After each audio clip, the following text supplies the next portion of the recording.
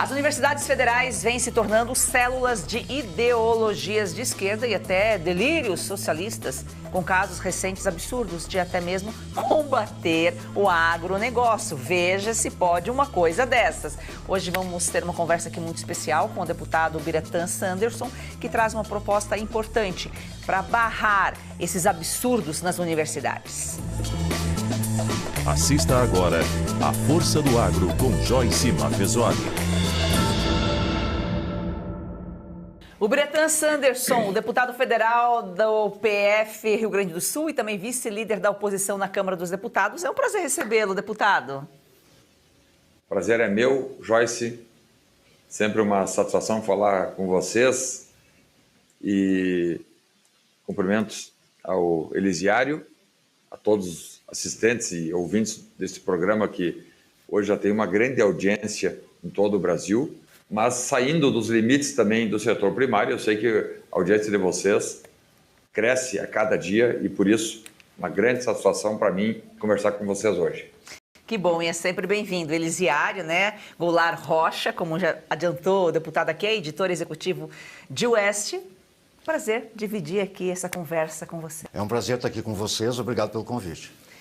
Depois da polêmica da Universidade Federal de Pelotas em defender o combate ao agro, o deputado Sanderson propõe um projeto aí que pretende punir reitores que permitem, a realização de eventos político-partidários ou ideológicos dentro do campus.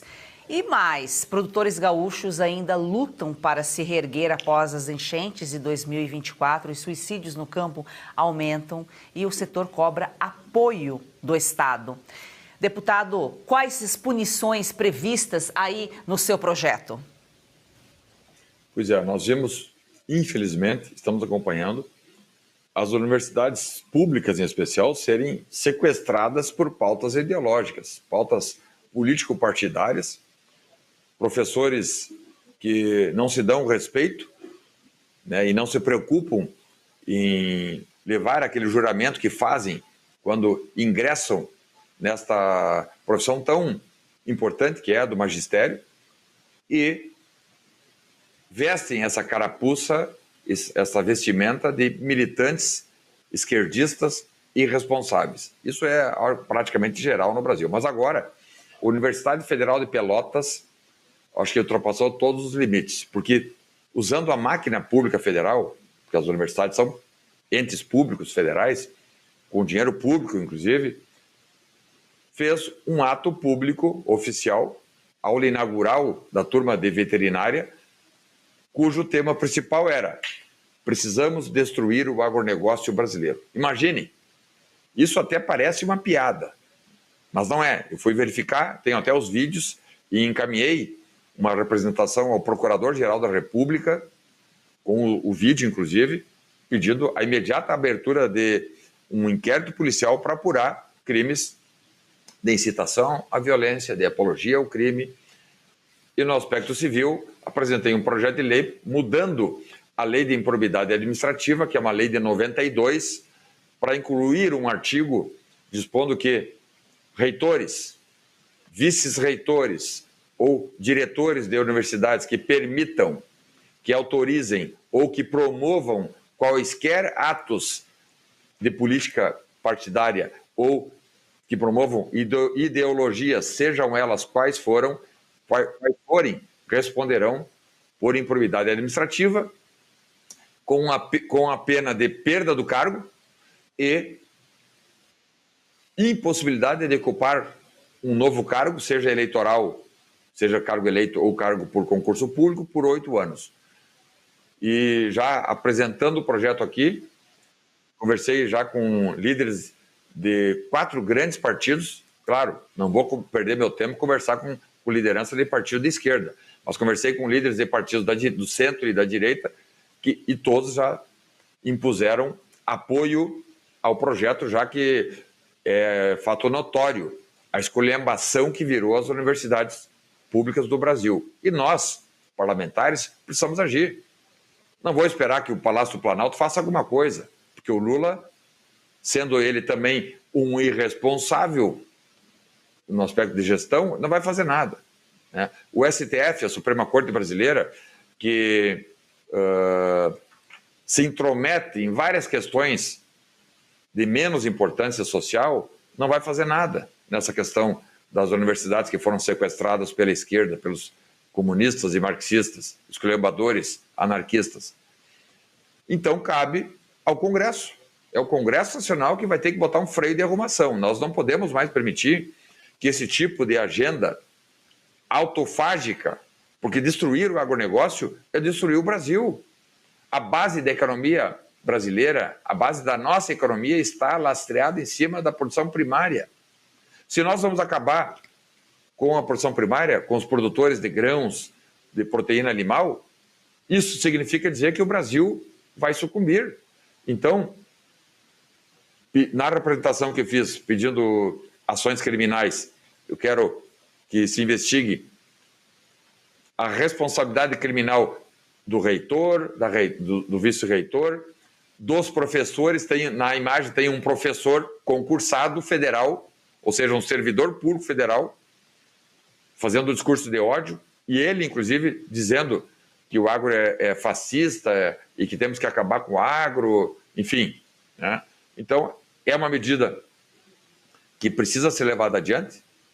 Talvez já passou do momento, porque nós ficamos aí esperando por talvez os últimos 15 anos que algo caísse do céu para salvar as universidades. Não caiu do céu. É nós aqui no Congresso que vamos ter que fazer. Porque, a depender da comunidade acadêmica, muitos professores que são contra isso, mas se omitem, porque são esmagados dentro de um grupo de professores, que hoje é majoritário, dentro dessas universidades, que são solistas, que são comunistas, são marxistas, são anarquistas. Mais do que isso, são anarquistas. São pessoas que querem a destruição do estamento público e destruir o agronegócio, destruir o setor primário. Talvez hoje seja a principal pauta desta gente deletéria que não está preocupada com o Brasil, mas, ao contrário, querem o caos para, no caos, talvez se manterem no poder. Deputado, as universidades há muito tempo se tornaram um cenário de militância ideológica.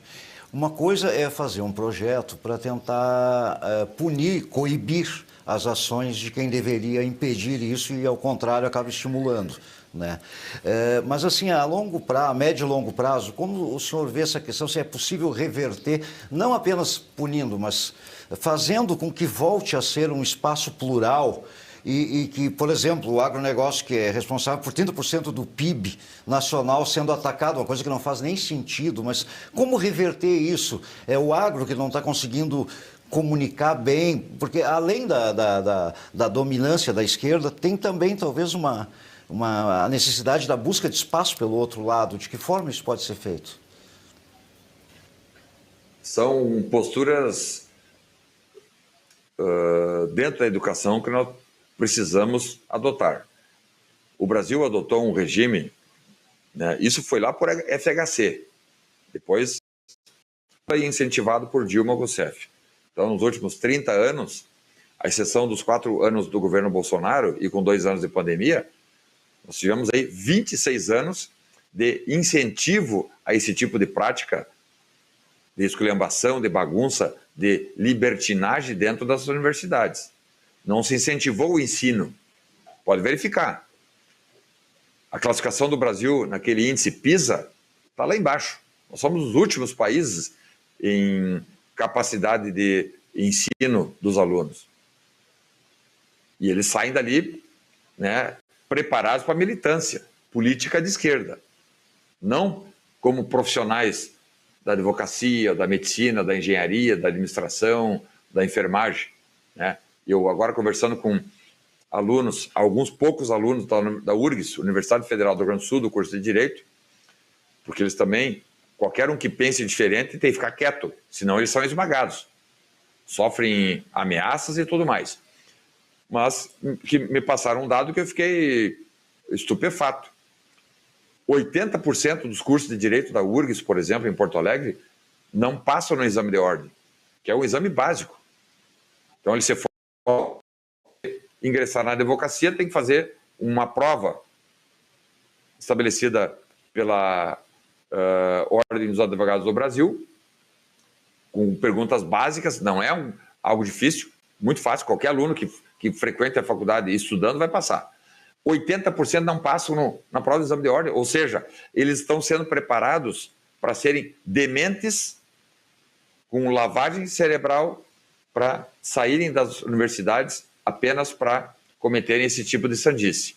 Para reverter isso aí, claro, não vai ser colocando no Código Penal um tipo dizendo que os reitores serão penalizados, ou colocando lá na lei de improbidade que o reitor vai ser penalizado. Claro que não, mas isso adianta também, porque hoje não tem nada. Hoje o reitor pode fazer o que bem entende, os professores fazem o que bem entende e nada acontece contra eles sob o escudo acadêmica. Só que a autonomia acadêmica não tem nada a ver com militância. A academia acadêmica é para ensino. E se nós temos os índices dos nossos recém-formados, os piores do mundo,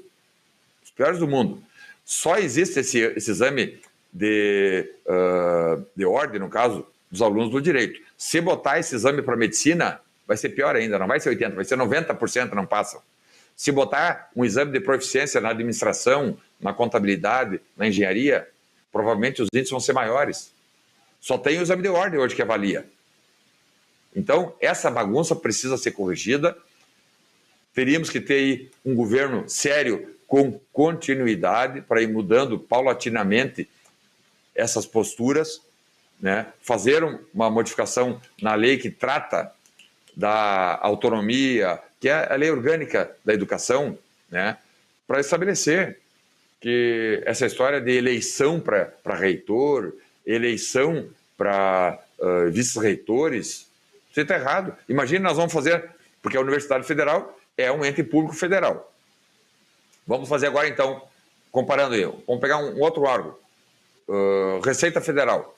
Então, agora nós vamos botar o diretor da Receita Federal será eleito pelos funcionários da Receita Federal, né? Ou mesma coisa para a Polícia Federal. Vamos agora, entre os pares, eleger. Não é o presidente da República que indica, conforme a sua pauta apresentada lá durante a campanha.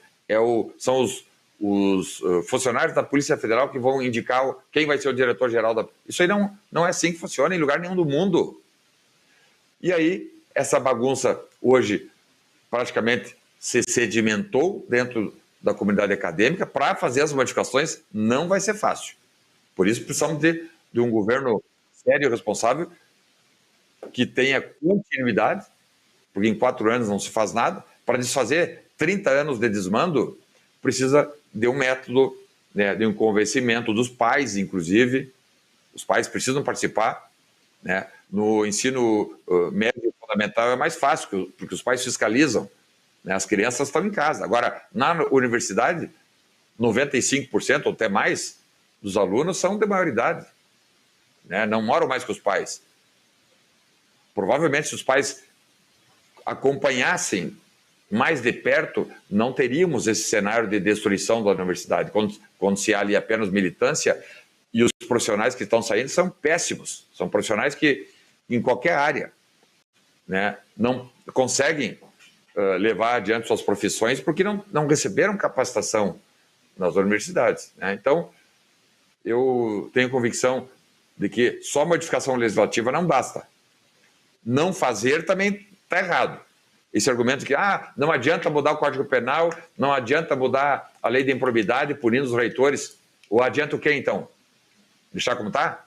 Então, esta é uma medida, uma frente que nós temos que tomar. Depois tem a questão estrutural das universidades, tem a questão educacional da educação, que talvez seria um projeto grande, né, de reengenharia para as nossas universidades, fazendo, por exemplo, o que fez a Coreia do Sul, fazendo o que fez, por exemplo, Taiwan, né, onde eles focaram nas universidades na formação profissional. Vamos formar profissionais com os melhores índices de profissionalismo em condições de entrarem imediatamente, saírem das universidades e entrarem imediatamente no campo de trabalho. Hoje não é isso que acontece no Brasil, porque, como eu disse, o único curso que tem uma prova de proficiência é o curso de Direito? O único que dá para medir, porque o resto não tem como medir. O único que tem como medir, 80% dos alunos não passam no exame de ordem. Ou seja, está tudo errado. Eu cheguei a falar isso para uma reitora. Vocês se preocupam muito em militância, em sem anistia, em todes, em bem-vindes, mas não se preocupam com a educação do aluno, que sai daqui, né, depois não é nem estudante e é um desempregado.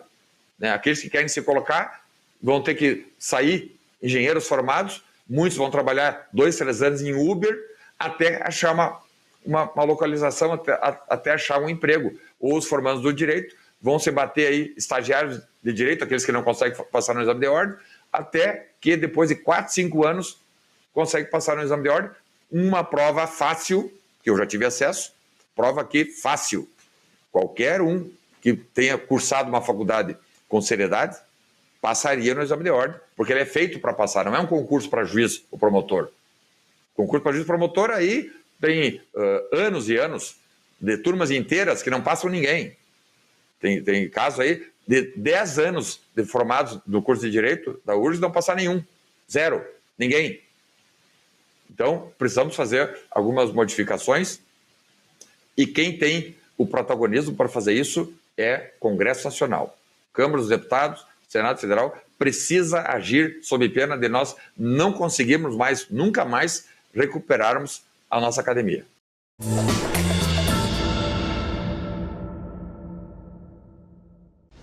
Por que decidimos liberar o plano de R$10?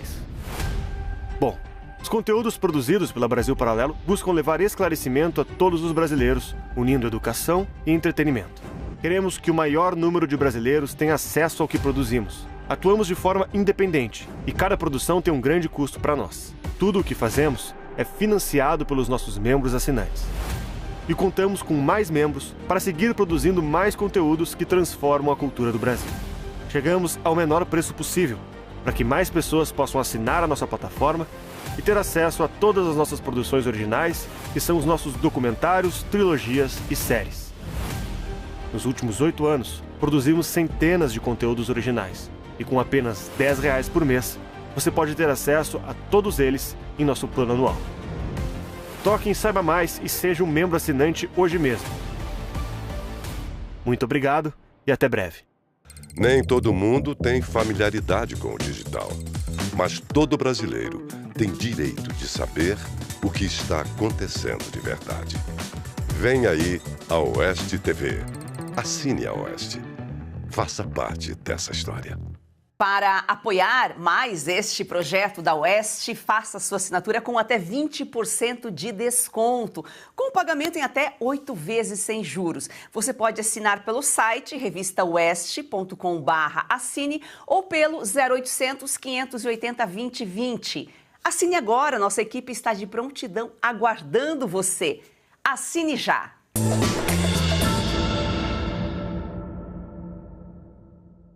Deputado, vamos mudar um pouco aqui de assunto, um assunto muito grave, que está tirando o sono de muitas famílias, pessoas envolvidas direta ou indiretamente, ou até quem não está envolvido diretamente. É uma questão de solidariedade, e não só do agro, mas também de todo o brasileiro. O número de suicídio entre produtores rurais cresceu absurdamente, principalmente no Rio Grande do Sul. São 25 mortes. Tem uma reportagem na revista Oeste também, né? Fala um pouquinho mais sobre isso e pode fazer a primeira pergunta para o deputado. Nós estamos preparando a cada momento, nós estamos acompanhando bem esse caso, o site da Oeste tem coberto diariamente, saiu matéria na revista, sairá mais, porque esse é um assunto que a gente tem que ficar em cima, que é uma coisa muito séria, muito importante, e que está sendo tratada assim com um certo descaso, com uma certa leniência, quer dizer, parece que não é um assunto urgente, né? Os agricultores gaúchos que passaram pela questão das enchentes, passaram por estiagens, né? Aí o governo federal prometeu mundos e fundos que não chegaram, depois liberaram, mas liberaram muito pouco para a necessidade da região. Aí acabam tendo que renegociar empréstimos, dando equipamento em garantia, depois não consegue pagar. Aí está prestes a colher a safra, a colheitadeira é recolhida pelo credor, então ficam sem saída e acabam apelando para essa questão extrema aí do suicídio, 25 casos já só no Rio Grande do Sul. E é claro que o senhor está acompanhando com a preocupação não só de gaúcho, mas também de deputado que luta muito por essas causas. O que dá para fazer nesse momento, assim, emergencialmente? Porque tem muita coisa que não foi feita, questões estruturais, questões de financiamento, questão de ajuda mesmo, de atenção dos órgãos públicos que não foi feito. Agora, nesse momento, o que dá para fazer para estancar um pouco esse drama, amenizar um pouco esse drama, deputado? É um drama, tu colocou muito bem, Elisário. É um descaso, eu diria até mais, é um desprezo do governo federal para com produtores rurais que sempre foram contributivos com o Brasil e agora, em razão de uma excepcionalidade dos últimos 5, 6 anos, em razão de, todo mundo sabe, não preciso explicar, enchentes, estiagens, os produtores rurais entraram numa decadência econômica, muitos deles, a maioria, com endividamento, com falta de capacidade absoluta de saldarem suas dívidas, e dívidas essas feitas para plantio. Não é dívida feita para... eu me endividei porque quis comprar um carro novo. Não, se endividaram justamente para que as safras dos últimos 6 anos essas safras fossem perfectibilizadas. Então, há uma maneira para conter essa chaga, essa tragédia que atinge o agro do Rio Grande do Sul com suicídios em massa. São 25 suicídios somente este ano. Isso não existe. Esse índice é inédito no mundo inteiro, nada similar nós temos conhecimento. E para brecar isso, já que é uma doença, precisamos do remédio. A panaceia para isso chama-se, se eu falei desatenção, desprezo, descaso, a panaceia, o remédio, o que é? Dar atenção. Abrindo créditos para que esses produtores que não tendo saída, constrangidos, que estão com uma situação que nunca passaram, o governo federal tem que estender a mão, abrindo linhas de crédito, linhas de financiamento, não é nem a título perdido. Se o governo federal, que tem um orçamento de 8 trilhões de reais, para Bolsa Família, 180 bi, pé de meia, 16 bi, tudo por ano. Aí mais vale gás e gás do povo e energia de graça e tal. Não pode despender 35 bilhões, foi o que nós aprovamos aqui na Câmara, 35 bilhões a título de linhas de crédito. Repito, isso não é dinheiro a fundo perdido. Dinheiro a fundo perdido é Bolsa Família, pé de meia, vale gás, isso aí tudo dá algo em torno de 250 bilhões por ano. Se não pode dar 35 bilhões a título de empréstimo, é sinal de que o governo Lula, que o governo do PT, sabendo dessa tragédia, sabendo inclusive dos suicídios, ele anui, ele homologa, ele diz, não, eu sei da tragédia, mas não vou resolver. Aí sim dá para chamar o Lula de genocida, ou até de assassino, ou instigador ao suicídio, qualquer tipo de coisa nesse sentido. Não vejo como essa chaga acabar sem o problema de raiz ser resolvido. O endividamento, que não foi produzido por contribuição dos produtores. Uma coisa é má gestão, como foi lá no caso das montadoras, que no primeiro governo Lula ele salvou os montadores do ABC com medidas provisórias, e aí era fundo perdido. Bilhões e bilhões de reais foram destinados para montadoras, sob a alegação de que se o governo não ajudasse, as montadoras fechariam e perderia-se milhares de empregos. Ok. Por que não tem mesmo à disposição agora para ajudar os produtores rurais? Precisam, necessitam, se não tiverem essa ajuda, o caos e a tragédia vai ser algo irreparável. Não conseguimos nem, vamos dizer assim, dimensionar o que teremos em 2026, já que em 2025 estamos fechando. Nenhuma ajuda, zero ajuda, porque o que foi prometido aí, 12 bilhões para todo o Brasil, 12 bilhões para todo o Brasil, né? Não é 10% do que os produtores precisam, tanto que seguem as manifestações, seguem as cobranças e, infelizmente, seguem também pessoas, produtores apavorados que, não achando saída, vão lá e atentam contra a sua própria vida.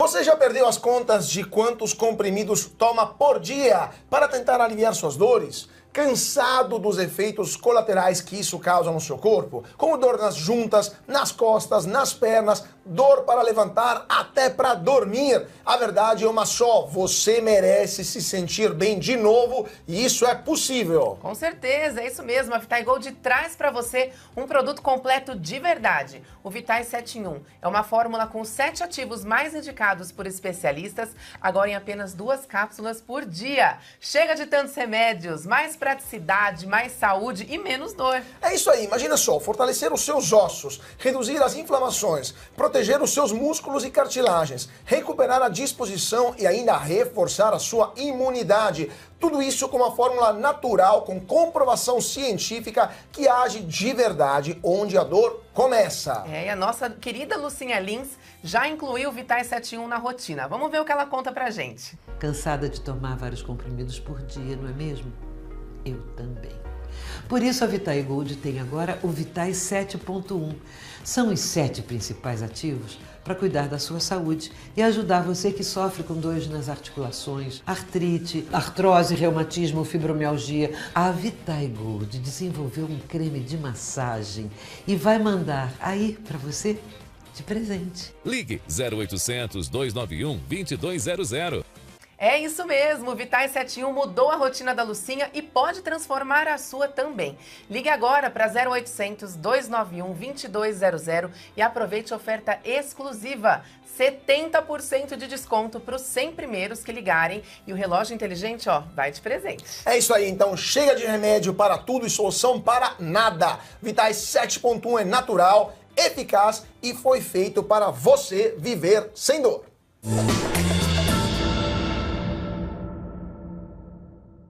25 suicídios, o Congresso aprovou, a Câmara aprovou 35 bilhões, foram liberados 12 bilhões para o Brasil todo. Eu acho que a gente pode concordar aí, o deputado, acho que o Lula, sim, acho que cabe aí para ele esse título aí de genocida, porque são 25 vidas. Uma vida que se perde é uma vida. 25 vidas, e quantos mais vão ter que perder a vida para despertar, para acordar, para tomar uma providência? Esse sim é o inimigo número 1 do agro, o Lula, esse comunista. Deputado, muito obrigada pela sua participação aqui, o espaço está aberto, infelizmente a gente trouxe notícias ruins, volte sempre, a gente está aguardando, contando os dias aqui para trazer boas notícias aqui para todos, porque o Brasil é feito do agro, o Brasil tem vocação para o agro, é o que movimenta o país, é o que desenvolve o país, e a gente tem que trazer as informações aqui para a população entender a importância do agro, por que a gente apoia essa causa, por que a gente apoia o produtor. E o produtor rural está lá sozinho, né, deputado? Está sozinho, faz sol, faz chuva, sempre sozinho, sem apoio de ninguém e aquilo, ainda com vergonha de dizer: eu estou endividado, eu não consigo pagar a minha dívida e chego ao limite. Deputado, muito obrigada pela sua participação aqui, pelas suas informações, o canal está aberto. Muito obrigado, Joyce, Elisiário, contem sempre comigo. E eu deixo uma pergunta, Joyce. Foram 25 produtores rurais que atentaram contra a sua própria vida. Se fossem 25 MSTs, 25 desse povo que invade terra, invade propriedade, fossem 25 produtores de desordem, será que o governo Lula também continuaria omisso como ele está? Tenho certeza que não. Isso deixa muito claro que os produtores rurais, não só do Rio Grande do Sul, de todo o Brasil, têm um inimigo no Palácio Planalto.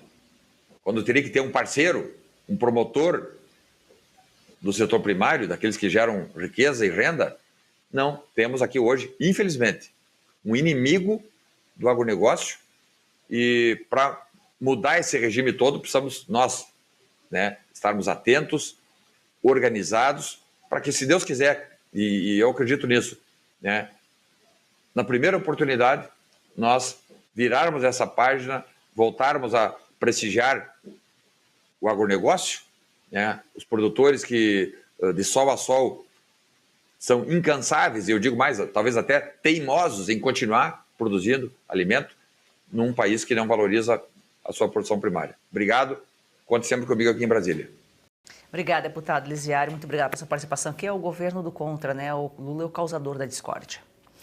Essa situação, ele falou ali no dinheiro que tem para os programas sociais do Lula, mas e tem também a propaganda, tem as redes sociais, os influenciadores pró-governo, sabe? Está saindo dinheiro a rodo, ainda mais agora que está faltando um ano para as eleições, e para socorrer uma situação dramática dessas, aí não tem, aí dão menos da metade do que foi aprovado pelo próprio Congresso. Então, esperar o quê, né, Joyce? Exatamente. Para os amigos, para o Bolsa Família, para os bolsas e tudo mais, sempre tem dinheiro, porque é quem vota, né? Quem mantém esse cara aí no poder. Gratidão a você que nos acompanha aqui de segunda a sexta-feira. Força do Agro é o melhor do Brasil. Vamos fazer desse campeão brasileiro uma paixão nacional.